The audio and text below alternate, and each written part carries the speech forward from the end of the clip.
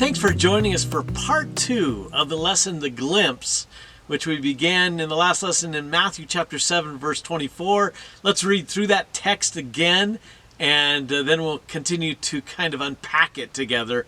And I'm excited about what we're going to find. So here we go. Jesus is finishing the Sermon on the Mount this way. Everyone who hears these words of mine and does them is like a wise man who built his house on rock.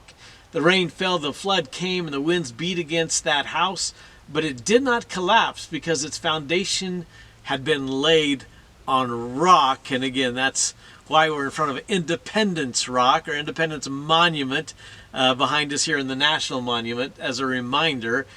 Everyone who hears these words of mine and does not do them is like a foolish man who built his house on sand. The rain fell, the flood came, and the winds beat against that house, and it collapsed. It was utterly destroyed. I don't know what else Jesus could say to say what a disaster awaits the person who decides to build their life on shifting sand. In case you missed the last lesson, the premise was that there are two builders, there are two foundations, there are two houses on which those foundations are built, and there's one storm. We talked about the storm. We talked about the fact that the houses, there's nothing different about the houses themselves. They represent the lives of these two people.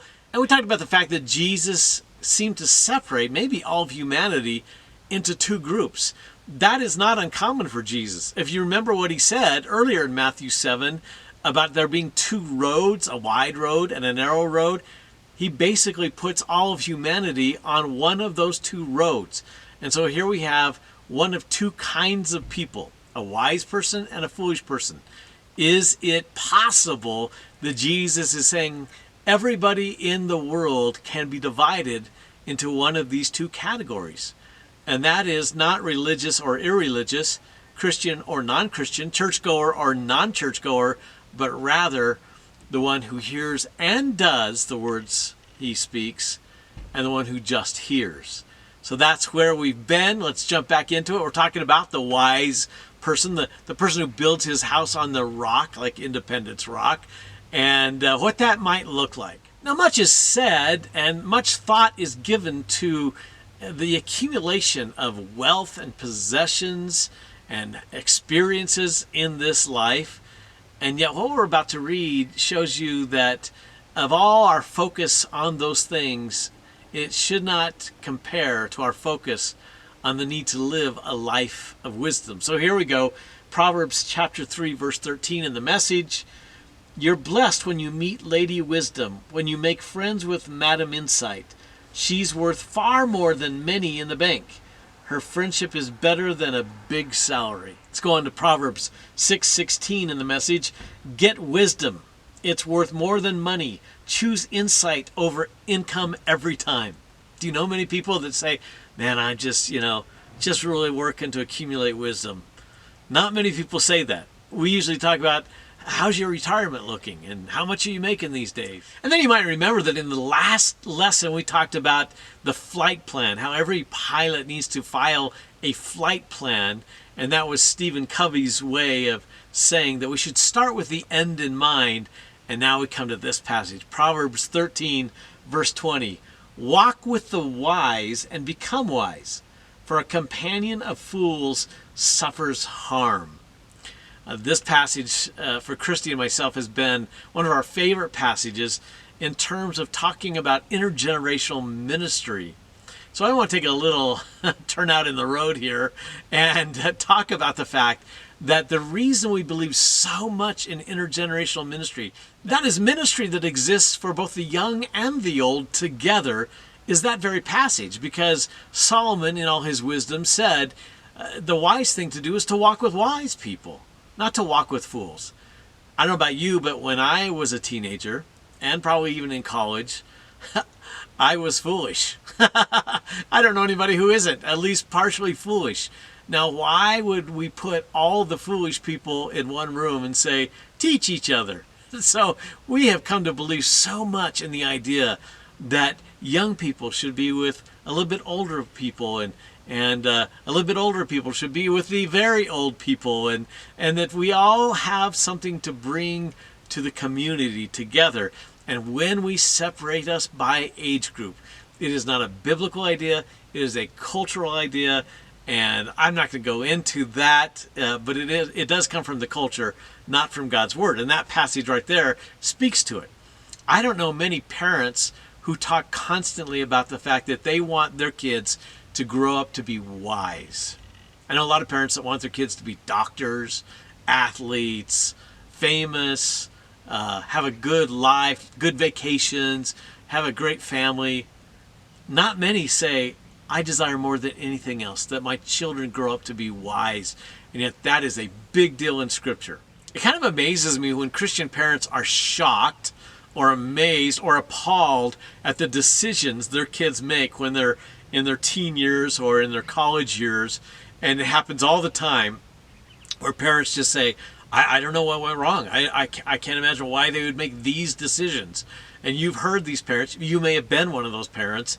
And the reality is they made those decisions because the focus in their life when they were young by their parents was not on them being wise, on them making good choices based on a perspective that comes from understanding what God has in mind for them instead of what they feel like they want to do.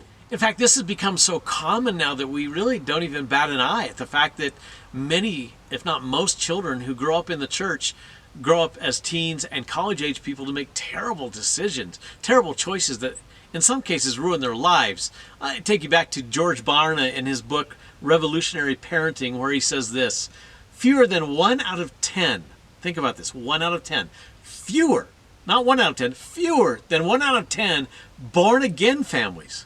Okay, these aren't just churchgoers. These are born again. They have been born again. These families, these parents, these entire units of people have been born again. Fewer than 1 out of 10 read the Bible together during a typical week or pray together during a typical week. They never read the Bible together. They never pray together. And then, shockingly, the kids grow up to make poor decisions. And then he goes on, the typical American family registers less than 15 minutes per day of direct parent-child conversation. And then again, we're shocked. How can they make these decisions? Because them growing up to be people of wisdom, building their house on a rock was never that important to us as parents. Now, how could this happen? We lived it. I cannot tell you the numbers of people in the local church who believed that it was not their job as parents to train up their kids. It was the youth pastor's job. It was the church's job. I had numerous people directly tell me that. It's not our job. It's your job. And how wrong could they be? How unwise that perspective is, right? Scripture is filled with admonitions that we raise up our kids, train them up in the instruction of the Lord. And the entire Old Testament, the Hebrew people were taught that 2-3 generations will impact one another. I take you to Job 12:12. Is not wisdom found among the aged? Does not long life bring understanding? Proverbs 1:8. Listen, my son, to your father's instruction, and do not forsake your mother's teaching. How does one acquire something like this? This wisdom, is it through the church? Is it through prestigious universities? Great preschools? No, listen to James 1:5. If any of you lacks wisdom, you should ask God, who gives generously to all without finding fault, and it will be given to you. How many of us as parents are training our kids to ask God for wisdom every day of their life? Can you imagine the difference that would make in the lives of our kids as they grow up and become adults in this corrupt society? We do have an example of someone who asked God for wisdom. You know, it's Solomon. Let me read it to you from 1 Kings chapter 3, verses 5 and then 9 through 12. At Gibeon, the Lord appeared to Solomon during the night in a dream, and God said, ask for whatever you want me to give you. So Solomon says this, give your servant a discerning heart to govern your people and to distinguish between right and wrong. For who is able to govern this great people of yours? The Lord was pleased that Solomon had asked for this. So God said to him, since you have asked for this, and not for long life or wealth for yourself, nor have asked for the death of your enemies, but for discernment in administering justice, I will give you a wise and discerning heart, so that there will never have been anyone like you, nor will there ever be. We know that the Queen of Sheba traveled a long distance just to be in the presence of such a wise man as Solomon. And famously, you remember the incident where two mothers come and say, "This is my baby, no, this is my baby." And remember what he says, "Cut it in half." Well, that doesn't sound very smart. It was incredibly wise, knowing the hearts of the mothers, that the actual mother would never allow this to happen to her child. And the one who is not the mother would say, "Sure, go ahead." Incredible wisdom in how life should be lived. But there's something we need to learn about wisdom, and that is that it is given to us to use, but we are not forced to use it. God does not force us to exercise wisdom. That is our choice. And you see that in the life of Solomon, the most wise man that ever lived, and yet there came a point in his life where he decided he didn't need to exercise that wisdom, that gift that was given to him. Let me read it to you. It's actually a very sad story when it comes to Solomon. In 1 Kings chapter 11, verses 1 through 4 in the Message, King Solomon was obsessed with women. Pharaoh's daughter was only the first of the many foreign women he loved. He took them from the surrounding pagan nations of which God had clearly warned Israel, "You must not marry them. They'll seduce you into their infatuations with their gods." Solomon fell in love with them anyway, refusing to give them up. He had 700 royal wives and 300 concubines, 1,000 women in all, and they did seduce him away from God. As Solomon grew older, his wives beguiled him with their alien gods, and he became unfaithful. He didn't stay true to his God as his father David had done. 700 wives, 300 concubines. That's not just not very smart. That's not wise at all, is it? And later in his diary, which we call Ecclesiastes, the theme throughout Ecclesiastes is Solomon writing, "Vanity of vanities," all is vanity, meaning what's the point? What's the point of life? He got to the place where his life was being shattered and he couldn't figure out why.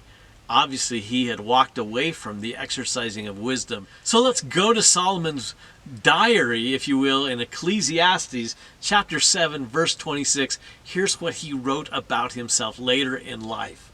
"I discovered that a seductive woman is a trap more bitter than death." Holy cow.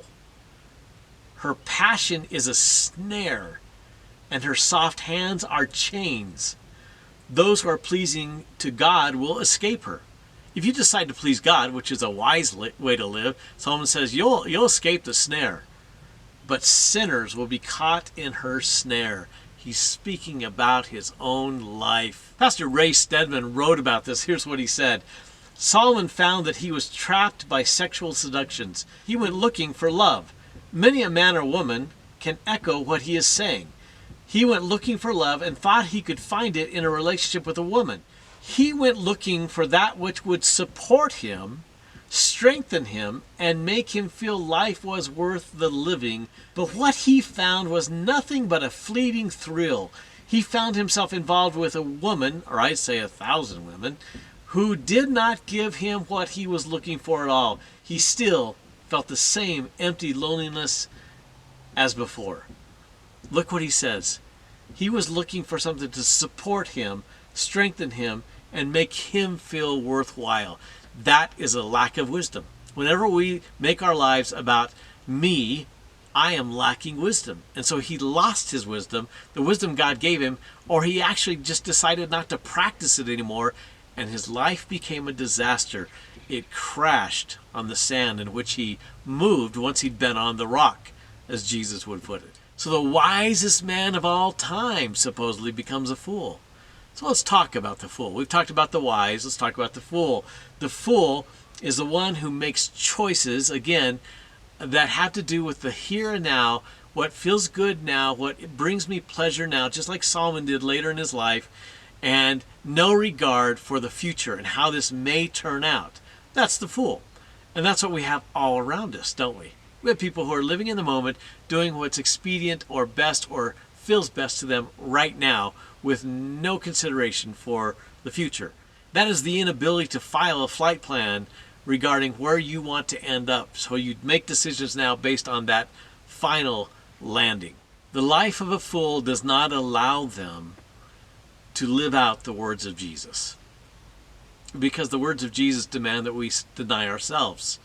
And so the life of a fool may include hearing the words of Jesus. You might notice that about the foolish man in the story. He heard the words of Jesus. So a lot of people sitting in churches hearing the words of Jesus are fools, according to Jesus. Because they have no plans to live out his words. Psalm 90, verse 12. Teach us to realize the brevity of life so that we may grow in wisdom. Brevity of life is a phrase that means perspective. Give me perspective, and that's wisdom.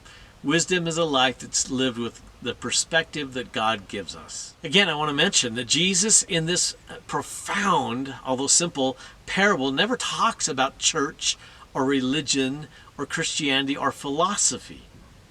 It's way more simple than that. You either will live the words I've spoken or you will not. It does not matter what you do on Sundays alone. It matters not which philosophy of life you attach yourself to. All that matters, and this is almost too simple for us because we have no excuse. Am I living the words of Jesus, or am I a fool? Several years ago, the Los Angeles Times wrote about a couple, an older couple who lived together, and they were found dead in their house. They'd been dead for a long time, and they were both malnutrition. As the people who investigated what had happened went through their house, they found paper bags that held more than $40,000 in cash. They died of malnutrition, and yet they had $40,000 that they refused to spend. What fools.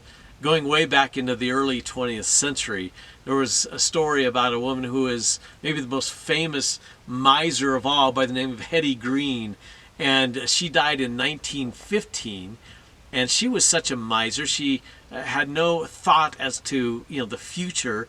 She had over $1 million. And yet she ate cold oatmeal because she didn't want to pay the price to warm up the stove. She had a son that had an infected leg, and she refused to take him to a doctor, and he eventually had to have it amputated.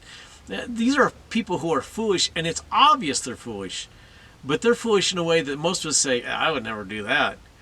But the foolishness that Jesus is speaking of is the foolishness of the person who hears the words of Jesus, which you are right now, and yet refuses to live them out. Let's read in 1 Corinthians chapter 2, verse 6 from the Message, a lengthy passage, but I want you to hear it. It really is the key to opening the door of the foolish heart. We, of course, Paul says, have plenty of wisdom to pass on to you once you get your feet on firm spiritual ground. Once you enter into a covenant relationship with Jesus, we'll share wisdom with you, he says. But it's not popular wisdom, the fashionable wisdom of high-priced experts that will be out of date in a year or so. God's wisdom is something mysterious that goes deep into the interior of his purposes. You don't find it lying around on the surface. It's not the latest message, but more like the oldest, what God determined as the way to bring out his best in us long before we ever arrived on the scene. The experts of our day haven't a clue about what this eternal plan is. If they had, they wouldn't have killed the master of the God-designed life on a cross. That's why we have this scripture text. No one's ever seen or heard anything like this, never so much as imagined anything quite like it. What God has arranged for those who love him. But you've seen and heard it because God, by his Spirit, has brought it all out into the open before you. Verse 10, the Spirit, not content to flit around on the surface, dives into the depths of God and brings out what God planned all along.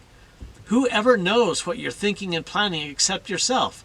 The same with God, except that he not only knows what he's thinking, but he lets us in on it. That's wisdom. That's wisdom. He has let us in on what he thinks and how he thinks and his perspective on the life that we have. That, my friends, is wisdom. And it is the fool that says, he has nothing to say about my life. So now we come to what we're going to call the promise. And the promise is found right here where it says, the rain fell, the flood came, the winds beat against the house, but it did not collapse because its foundation had been laid on rock. What's the promise there? The promise is that you if you build your house on the rock of living the words of Jesus, will persevere. No matter how bad the storm of life is that strikes you, you will persevere. And perseverance is one of the trademarks of the people who live the life of wisdom based on the words of Jesus being lived out. I read to you from James 1:12. God blesses those who patiently endure testing and temptation. Afterward, they will receive the crown of life that God has promised to those who love him.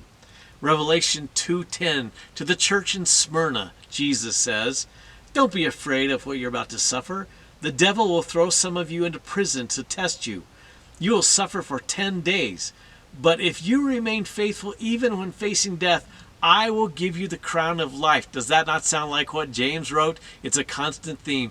The crown of life awaits those of us who persevere, who endure the storms of life, who do not cave in. Our lives do not get blown away by the difficulties that await us.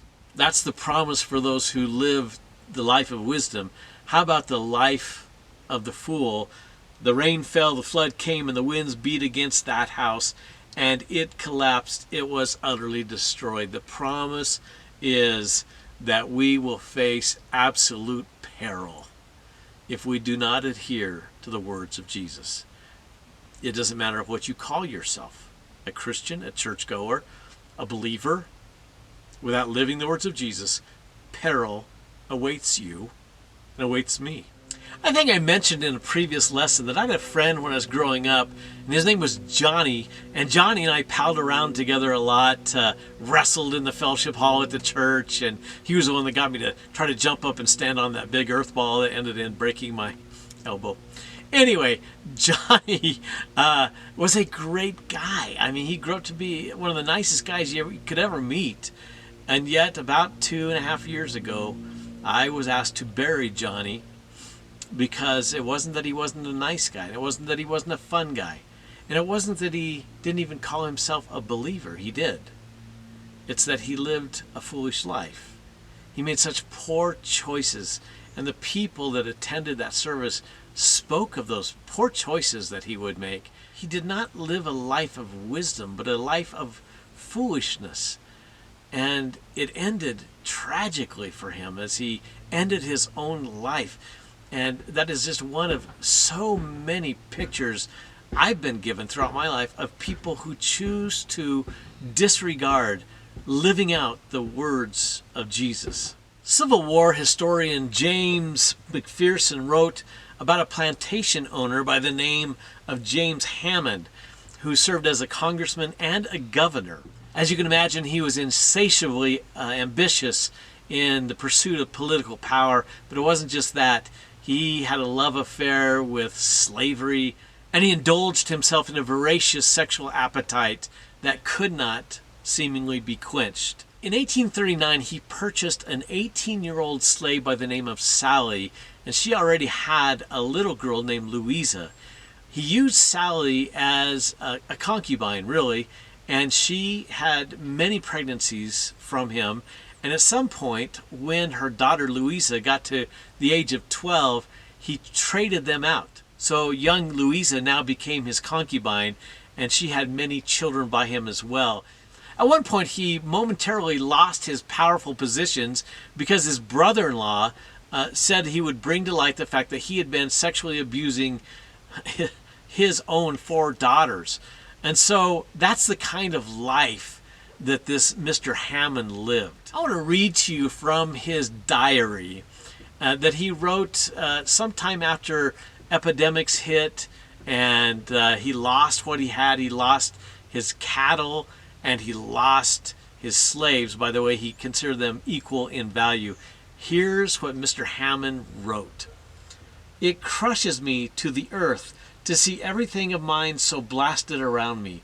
Negroes, cattle, mules, hogs, everything that has life around me seems to labor under some fated malediction. Great God, what have I done? Never was a man so cursed. What have I done or omitted to deserve this fate? You know what I would say? Manure doesn't even know it's manure. Great God, what have I done? You've lived the life of a fool. That's what you did, Mr. Hammond. It happens all around us, doesn't it? People who might even be churchgoers, religious people. I'll bet he was very religious. There are a lot of people who were religious in the South during slavery and really felt no tinge of guilt at all about treating humans as animals. Let's move on now to the practicality of this story. And again, it is so practical. It fits into life so easily that it befuddles us. Let me read to you from Ephesians chapter 5, verse 15. So be careful how you live. Don't live like fools, but like those who are wise. Make the most of every opportunity in these evil days. Don't act thoughtlessly, but understand what the Lord wants you to do. Let's unpack those words written by Paul. First of all, be careful. Be careful. Put care into how you live. Foolish people don't put a lot of care into how they live. Put care into how you live, he says. Don't live like fools. Understand the life of a fool and what makes them foolish. Don't do that. Live like those who are wise. Live like those who know how to live the words of Jesus. Make the most of every opportunity. Life is short. There's not a moment where you shouldn't be saying, what is the wise thing to do, Father? Don't act thoughtlessly. Put a lot of thought into this. Do you put a lot of thought into what it means to live the life of a wise person? And finally, understand what the Lord wants you to do. That is wisdom. It's the beginning of wisdom. What does he want me to do? But if I'm not willing to live what he wants me to do, I never step into that life of wisdom. Let me give you an example. I'm going to call it the Q lifestyle. Paul called it the unnatural lifestyle, meaning it is a lifestyle that has been chosen. We've been told that the Q lifestyle is something people are born with. That's not true. It is unnatural because we choose it. We choose an unnatural way to live. Let's talk about the quiet life. What do I mean by that? I'm not just talking about it's good to live life with some solitude and some simplicity. I'm talking about the quiet life that many of us now have chosen. That is a life of solitude. The entire New Testament is written to groups of people. And so if I choose a life of solitude, then I am not living very wisely. There was an article written in the New York Times just a couple of weeks ago by Frederica Coco entitled, Are We Prepared for the Loneliness Epidemic? She goes on to say, it is coming. It's been here, but it's going to get much worse. Robert Putnam years ago wrote a book called Bowling Alone, where he talked about more and more people in our culture are living in isolation. And by the way, I'm going to read a quote from him. He will talk about television and its impact on our life socially. That was before computers and the internet. So can you imagine what he would say now? Here's what he said. Almost nobody in the past lived in isolation. Not only actually being alone, but even feeling lonely distorts our sense of reality. Television programs erode social and political capital by concentrating on characters and stories that portray a way of life that weakens group attachments and social commitment. Everywhere around us, more and more, up to 60% of us now in our culture are living in isolation. That is not wise. There's nothing wise about it. It is not what God's plan was. So whether it's the Q life or the quiet life, or living the quaint life of a slave owner in the South in the 19th century, none of those are wise choices. And they are choices. And they will result in our life becoming destroyed. I want to go through a list of common questions I hear from Christians today. Are you ready? Here they are. Will I like it? Will it feel good?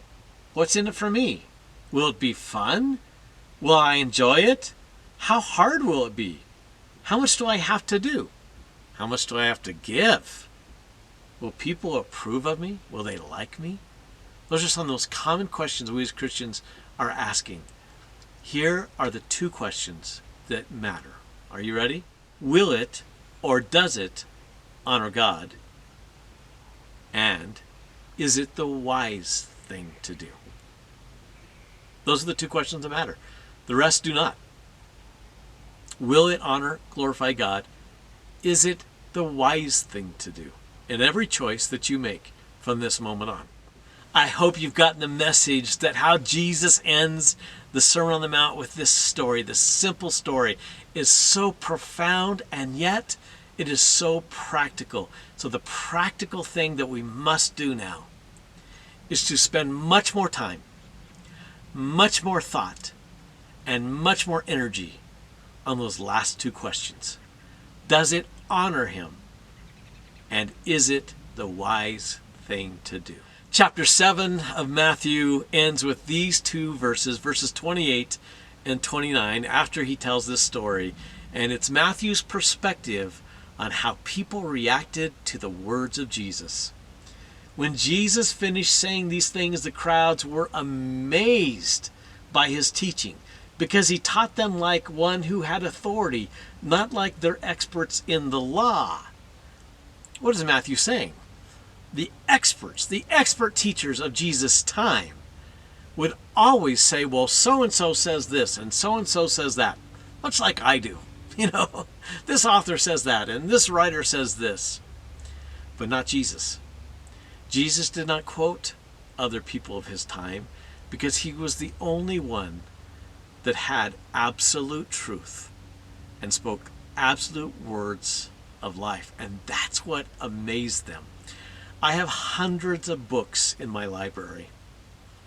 You and I have access to thousands, if not tens or hundreds of thousands, of podcasts from people who talk as though they have insider information. Let me tell you, it's time that we spend much more time on the words of Jesus, understanding them, and then living them out than we spend with all the other voices in our culture today. Last discussion question: what teaching of Jesus simply amazes you? Specifically, it's going to be really easy for you to say, well, all of it really amazes me. Well, of course it all is amazing. But I want you to get very specific. I would like you to show some evidence that you have tuned in to the many different teachings of Jesus. Which one amazes you the most, and why?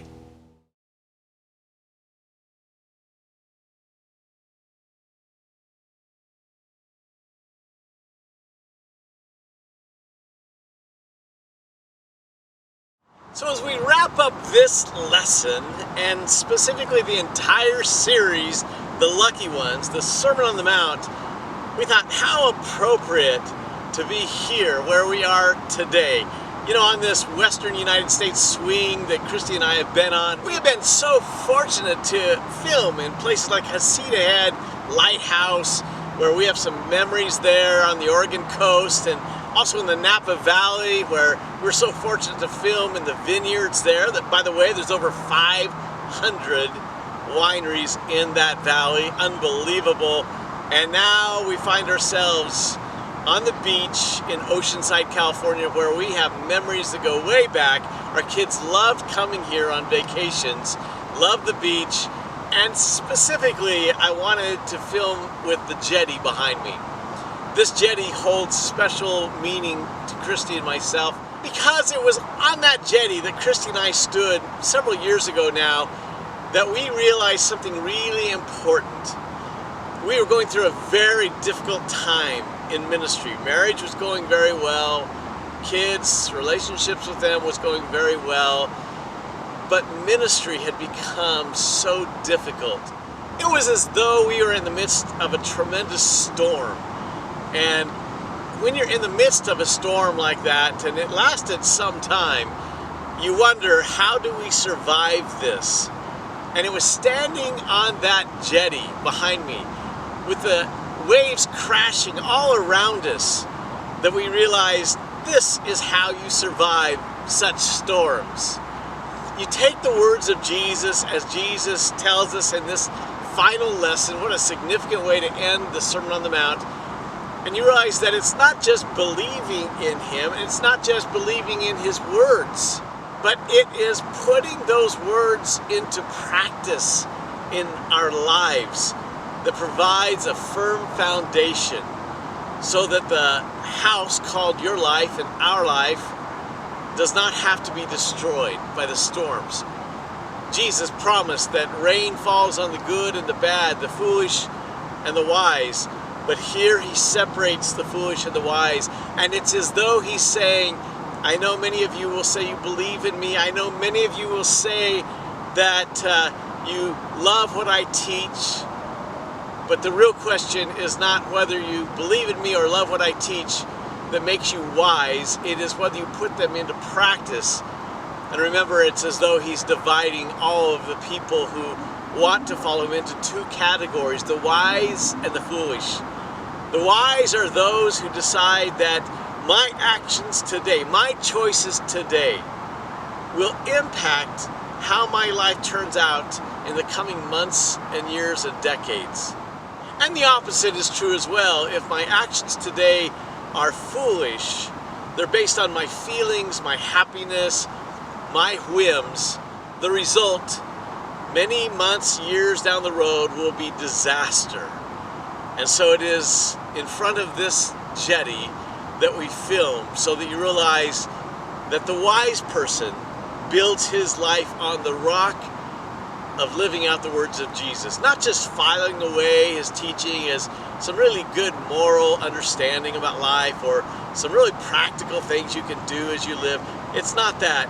It's that you take his words as the words of life and say, now they must be lived out.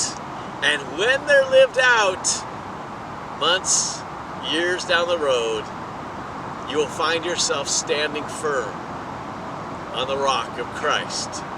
So how appropriate. So glad you've been with us in this series. Trust that you'll continue on with us as we head into a whole new area of teaching. But what a great way, what a powerful way to end the Sermon on the Mount. We pray that you will never stop walking intimately with Jesus. Keep him as the focus, and do that by listening to him and then putting his words into practice in your life. Thanks for being with us.